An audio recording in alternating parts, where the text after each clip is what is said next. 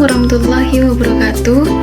Nama saya Putri Wulandari, NPM 31 dari D3 Farmasi Fakultas Kesehatan. Di sini saya akan mempresentasikan tentang pembuatan keju dari kedelai menggunakan bakteri asam laktat yang diisolasi dari dadi. Keju merupakan produk olahan pangan yang dibuat dari bahan baku susu hewani. Susu merupakan salah satu sumber protein manusia yang dikonsumsi di seluruh dunia. Protein pada susu hewani adalah kasein yang merupakan komponen yang menggumpal pada keju. Namun, sayangnya tidak semua segmen bisa dinikmati dan merasakan manfaat dari keju. Selain harganya yang relatif mahal, kandungan lemak dalam keju juga tinggi, yaitu sekitar 20-25%, serta adanya keterbatasan penderita alergi protein susu dalam mengonsumsi produk olahan dari susu sapi. Selain itu, masyarakat vegetarian juga akan menghindari konsumsi keju hewani. Kedelai merupakan salah satu sumber protein nabati yang apabila dibandingkan dengan protein susu sapi 3/2%, protein pada kedelai yang telah diproses menjadi susu kedelai memiliki kandungan protein yang melebihi protein susu sapi, yaitu 3,5%.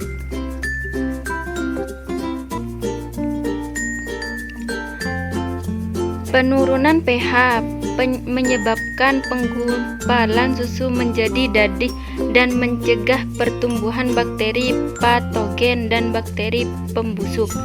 Perkembangan derajat keasaman ini merupakan prinsip penting yang bertanggung jawab terhadap kualitas dan keamanan keju segar yang dihasilkan karena menurunkan pH membangun tekstur, aroma, dan warna keju. Umumnya hidup pada medium yang kaya akan nutrisi. Alatnya yaitu peralatan yang digunakan untuk pembuatan keju nabati terdiri dari blender, jus, labu Erlenmeyer, water bath, dan inkubator.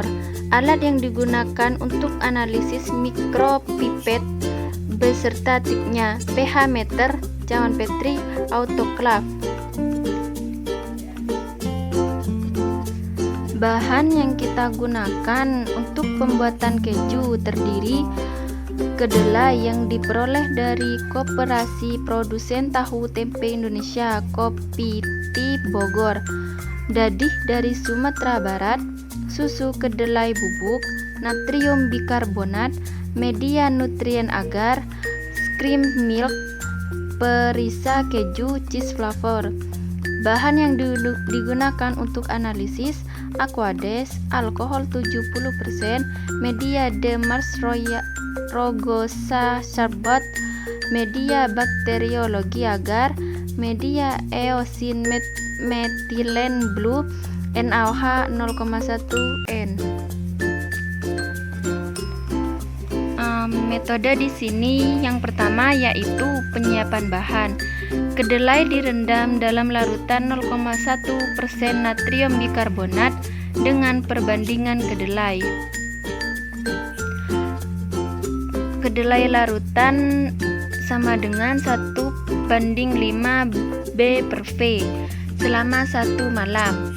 Kemudian dipanaskan hingga suhu 85 derajat Celcius selama 10 menit.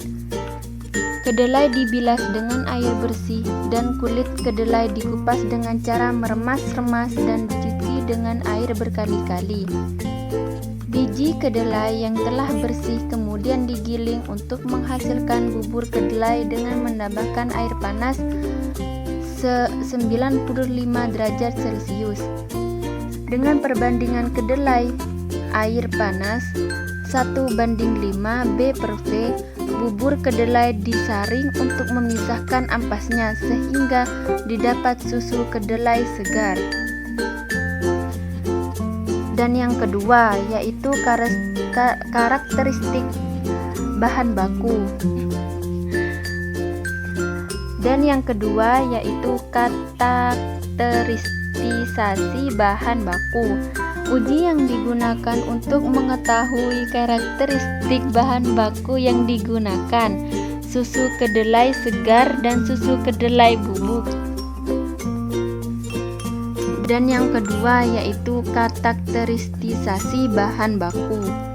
Uji yang dilakukan untuk mengetahui karakteristik bahan baku yang digunakan, susu kedelai segar dan susu kedelai bubuk, adalah uji total padatan terlarut metode gravimetri dan analisis kadar protein.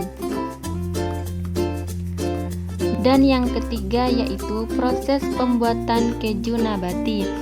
Susu kedelai dipasteurisasi pada suhu 63 derajat Celcius selama 30 menit dan didinginkan sampai mencapai suhu 35-40 derajat Celcius. Tahap selanjutnya ditambahkan inokulum sesuai perlakuan sebanyak 5% V per V, 10% V per V, dan 5% V per V. Susu kedelai kemudian diinkubasi pada suhu 37 derajat Celcius selama 16 jam. Kard yang terbentuk kemudian disaring dengan menggunakan kain saring. Keju yang terbentuk digarami sebanyak 2% B per V dan dipres kemudian ditambahkan perisa. Pada keempat yaitu uji organoleptik. Uji organoleptik yang dilakukan adalah uji A bukan A dan uji hedonik. Uji A bukan A dilakukan untuk mengetahui adanya perbedaan sensori antara dua produk. Pengujian ini dilakukan terhadap 12 orang penelis terlatih untuk membedakan aroma keju nabati non-dairy cheese yang diproduksi dengan keju susu hewani komersial. Uji hedonik dilakukan terhadap 35 orang panelis untuk terlatih dengan melakukan evaluasi terhadap atribut tekstur, aroma, dan rasa, warna dan dari keju yang telah mengalami tahap pengujian A bukan A. Dan yang terakhir yaitu uji karakteristik kimia dan mikrobiologis. Analisis proksimat keju nabati yang dilakukan meliputi kadar air, abu lemak, dan protein. Selama kultivasi dilakukan uji pH dan total asam tertitrasi TAT serta rendemen. Pada mikrobiologis, uji mikrobiologis yang dilakukan adalah uji jumlah bakteri asam laktat dan uji bakteri coliform.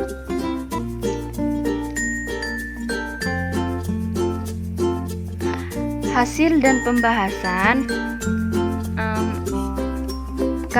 karakteristik bahan baku. Hasil pengujian menunjukkan bahwa karakteristik dari bahan baku yang digunakan dalam pembuatan keju nabati telah memenuhi kadar protein minimum yang ditetapkan. Kadar protein pada susu kedelai bubuk lebih tinggi dibandingkan dengan kadar protein susu kedelai segar. Perbedaan jenis biji kedelai, proses ekstraksi protein kedelai, dan formulasi pada produk akhir sangat mempengaruhi kadar protein dan total padatan pada susu kedelai. Selain itu, total padatan terlarut dari susu kedelai bubuk dan susu kedelai segar. Terdapat perbedaan karena kandungan pada susu kedelai bubuk yang mengandung maltodextrin sebanyak 40% sehingga meningkatkan jumlah total padatan yang terlarut pada susu kedelai bubuk. Selanjutnya yaitu pada pembuatan keju nabati. Protein pada kedelai didominasi oleh globulin yaitu sekitar 65-80% yang akan mencapai titik isoelektrik pada pH 4,5 sampai 5 dan sisanya adalah enzim-enzim intraseluler. Hemagglutinin, lipoprotein, membran yang protein inhibitor. Pada pH tersebut, KART akan terbentuk dan dapat dipisahkan dari whey susu kedelai. Nilai pH di bawah 4,5 akan menyebabkan aroma dan rasa asam pada keju nabati. Pengaruh lama fermentasi keju nabati terhadap perubahan nilai pH dan total asam tertitrasi pada susu kedelai bubuk dan susu kedelai segar ditunjukkan pada gambar pertama dan gambar kedua. Selanjutnya pada rendemen. Hasil analisis menunjukkan bahwa jumlah inokulum dan jenis bahan baku yang digunakan berpengaruh nyata. P kurang 0,05 terhadap rendemen yang dihasilkan. Berdasarkan uji Duncombe, rendemen keju nabati dengan konsentrasi inokulum 10% dan 15% tidak berbeda signifikan. Namun, konsentrasi inokulum 5% dengan konsentrasi lainnya menghasilkan rendemen yang berbeda secara signifikan. Susu kedelai bubuk menghasilkan rendemen yang lebih rendah dibandingkan dengan susu kedelai segar. Keju nabati dari susu kedelai segar memiliki kandungan lemak yang lebih tinggi dibandingkan keju nabati dari susu kedelai bubuk. Kandungan lemak yang tinggi akan berdampak terhadap rendemen yang tinggi pula. Pada uji A bukan A, uji A bukan A merupakan salah satu jenis uji pembeda yang bertujuan mengetahui perbedaan aroma antara dua produk. Dan pada uji hedonik merupakan uji kesukaan yang melibatkan panelis tidak terlatih dengan memilih suatu produk di antara produk lainnya. Sampel dengan bahan baku susu kedelai segar dengan jumlah inokulum 15% dan konsentrasi perisa sebanyak 1,3% lebih disukai dari segi aroma, rasa, dan tekstur dibandingkan dengan sampel yang lainnya. Hal ini dapat dilihat dari nilai rataan yang paling tinggi dibandingkan nilai rataan sampel lain. Sedangkan penampakan keju nabati dari susu kedelai bubuk paling disukai dibandingkan dengan penampakan dari keju nabati dari susu kedelai segar. Selanjutnya yaitu karakteristik kimia keju nabati. Penambahan perisa berpengaruh nyata P kurang dari 0,05 terhadap kadar air keju nabati yang dihasilkan, sedangkan jenis bahan keju berbeda tidak berpengaruh nyata P lebih dari 0,05 terhadap kadar abu dari keju nabati yang dihasilkan. Perisa keju yang digunakan berbentuk liquid sehingga penambahan konsentrasi perisa akan berdampak pada kenaikan kadar air pada keju nabati.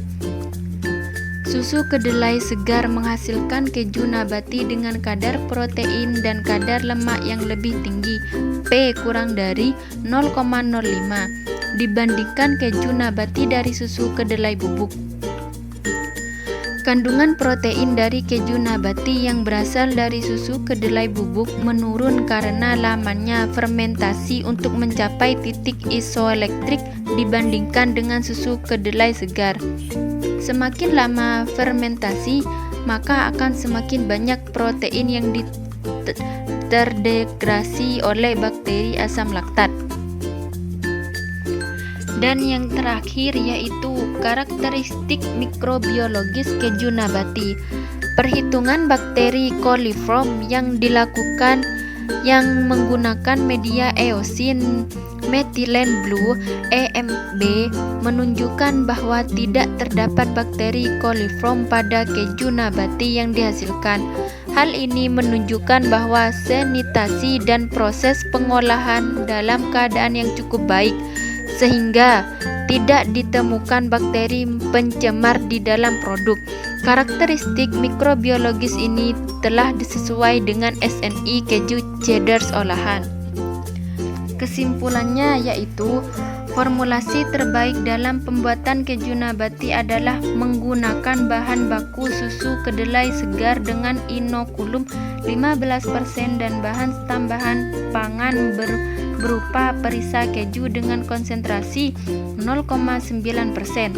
Formulasi tersebut telah menghasilkan keju nabati yang menyerupai aroma pada keju susu hewani komersial. Keju nabati yang dihasilkan memiliki karakteristik kadar air dan kadar abu yang sama dengan keju nabati berbahan baku susu kedelai bubuk. Namun, berbeda pada kadar protein dan kadar lemak. Kategori dari keju nabati yang dihasilkan adalah keju semi keras semi-hard cheese berdasarkan nilai MFFB dan tergolong skin cheese berdasarkan nilai DFM. Mungkin hanya ini yang dapat saya sampaikan, kurang lebihnya saya mohon maaf. Wassalamualaikum warahmatullahi wabarakatuh.